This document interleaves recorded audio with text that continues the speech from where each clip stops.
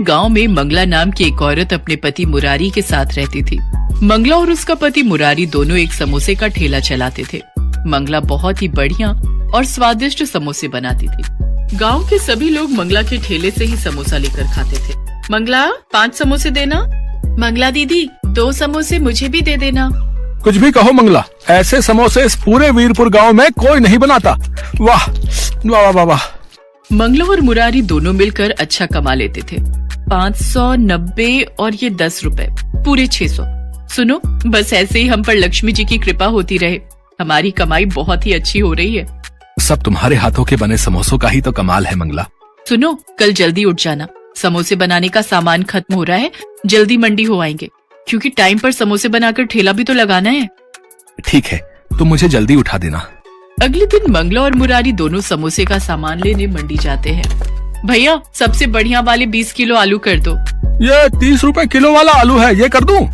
बढ़िया है ना? और मीठा नहीं होना चाहिए आलू, ना ही खराब। ये मटर तोल दो, प्याज और बाकी हरा धनिया, हरी मिर्च। मंगला और मुरारी इसी तरह सब्जी वाले से बढ़िया सब्जी खरीदते हैं। राशन की दुकान से समोसे बनाने के लिए बढ़िया मैदा और तलने का तेल खरीद लेते हैं। मंगला और मुरारी समोसे बनाने में बहुत ही बढ़िया सामान इस्तेमाल करते थे।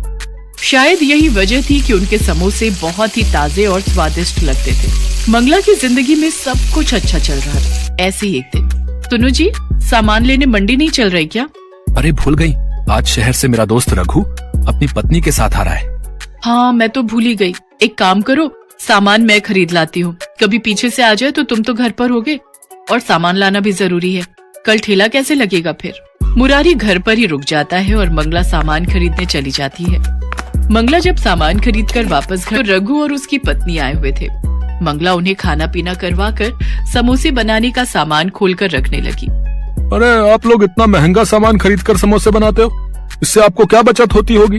5 रुपए के समोसे में 10 रुपए की तो लागत ही लगा देते हो। ऐसे थोड़ी होता है। अरे कमाई करना सीखो। मैं शहर में रहकर बहुत कुछ सीख गया हूँ। मैं तेरी बात नहीं समझा रघु। भैया, मैं आपको समझाती हूँ। हम पति पत्नी शहर में अपना घर बनाकर बैठे हैं और आज ये हमने मिलावट करके ही कमाया है। बस ग्राहकों की जीभ पर स्वाद लगना चाहिए। अरे तू समझा नहीं, तू इतना महंगा मैदा, इतने महंगे आलू और सब्जियां, तेल सब कुछ खरीदता है भाई। पर मैं भी ऐसे ही समोसे और पकौड़े का ठेला लगाता था, पर कोई कमाई नहीं होती थी।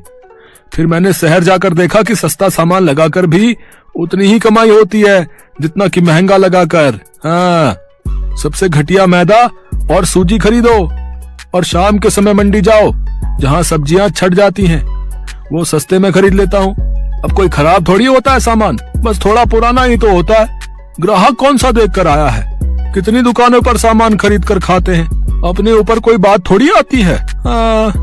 मंगला रघु और उसकी पत्नी की सारी बातें सुन रही थी। पर ये तो गलत है ना रघु, हम ग्राहकों को बढ़िया खाना खिलाने की जगह घटिया चीज खिलाएंगे तो उनकी सेहत पर भी तो असर होगा। अरे कुछ नहीं पता चलता जी, कहीं लिखा थोड़ी है कि तेरे ठेले के समोसे खाकर ही ग्राहक बीमार हुआ है? अगर अपना पक्का घर बनवाना है तो थोड़ी बहुत तो धोखाधड़ी करनी ही पड़ेगी भाई, वरना ऐसे काम नहीं चलेगा मंगला भाभी। ये ठीक कह रहे हैं मंगला भाभी, आगे बाल बच्चे होंगे तो खर्चा भी तो चाहिए। अभी से ये सब शुरू कर दो, वरना बाद में बहुत पछताओगे। कब तक रोजाना की कमा कर खाते रहोगे? कुछ तो जोड़ोगे ही ना। रघु और उसकी पत्नी की बात मंगला के दिमाग में घर कर गई। मंगला को कम लागत में ज्यादा पैसे कमाने का लालच आ गया। कुछ दिन बाद मंगला और मुरारी जब समोसे बनाने का सामान लेने मंडी गए। क्या हुआ मंगला दीदी, आज सब्जियां नहीं खरीदनी? अभी नहीं भैया, थोड़ी देर में आती हूँ। सुनो, यहाँ आगे वाली गली में जो दुकान है वो सस्ती सब्जी देता है, उसके पास चलते हैं। मंगला, ये कैसी बातें कर रही हो? तुम रघु और उसकी पत्नी की बात मानकर सचमुच घटिया सामान खरीदने वाली हो? हाँ, तो इसमें बुराई क्या है? कब तक ऐसे टूटे फूटे पुराने घर में रहते रहेंगे? हमें भी तो शौक है नए और पक्के घर में रहने का, ढेरों पैसे कमाने का। अच्छा हुआ रघु भैया की बात मुझे समझ में आ गई, वरना मैं तो रोजाना ही लुटने वाला काम कर रही थी। मंगला, मुझे लगता है ये हम ठीक नहीं कर रहे।